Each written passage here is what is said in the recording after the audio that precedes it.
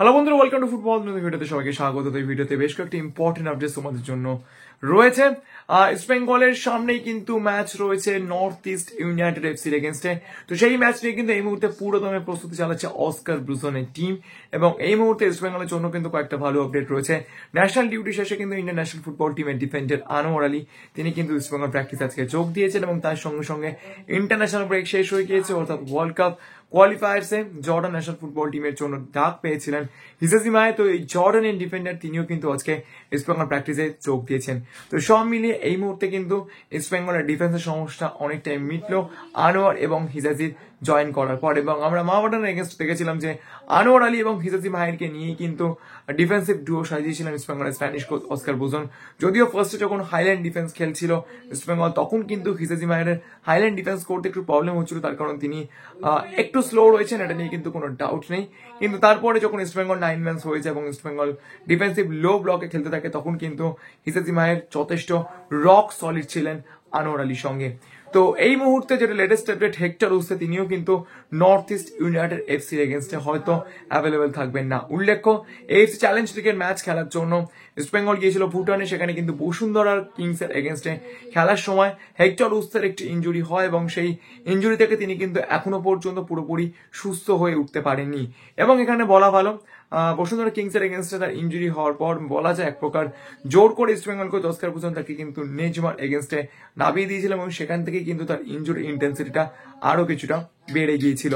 তো এই মুহূর্তে যেটা আপডেট, তিনি কিন্তু স্পেন থেকে রিকভারি করে ফিরে এসেছেন, এবং তার যে পরিচিত পার্সোনাল ডক্টর রয়েছেন তার কাছে তিনি তার ইনজুরিটা দেখিয়েছেন, এবং এই মুহূর্তে তিনি হয়তো ইনজুরিটা কাটিয়ে উঠেছেন, কিন্তু তার এখনো সম্পূর্ণভাবে রিকভারি হয়নি, অর্থাৎ তিনি এখনো পর্যন্ত পুরোপুরি ম্যাচ ফিট হয়ে উঠতে পারেননি এই ইনজুরিটার পর।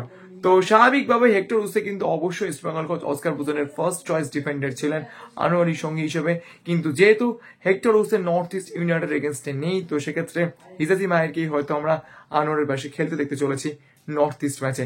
তো স্বাভাবিকভাবে এক্ষেত্রে হাইল্যান্ড ডিফেন্স করতে গেলে হয়তো একটু প্রবলেম হবে, তার কারণ আনোয়ারের পেস রয়েছে এবং হিজাজি লো ব্লকে খুব ভালো খেলেন, কিন্তু হাইল্যান্ড ডিফেন্স করতে গেলে যেহেতু তিনি একটু স্লো, তো সেক্ষেত্রে তার একটা সমস্যা হয়। তো স্বাভাবিকভাবেই আলাদিন আজারে, জিতিন এমএস, আইনবার্গের এগেনস্টে কিন্তু অবশ্যই খেলতে একটু সমস্যা হতে পারে ইস্ট বেঙ্গলের, যদি ইস্ট বেঙ্গল হাইলাইন করে। কিন্তু আমার মনে হয় এতটা রিস্ক হয়তো east Bengal coach Oscar Bruzon নেবে না, তার কারণ নর্থ ইস্ট ইউনাইটেড এই মুহূর্তে দুর্দান্ত ফর্মে রয়েছে। অন্যদিকে ইস্ট বেঙ্গলকে কিন্তু সেই ম্যাচ থেকে 3 পয়েন্টস তুলতেই হবে যদি কোন রকম তাদের আশা জিয়ে রাখতে হয় সুপার 6-এ কোয়ালিফিকেশনের জন্য।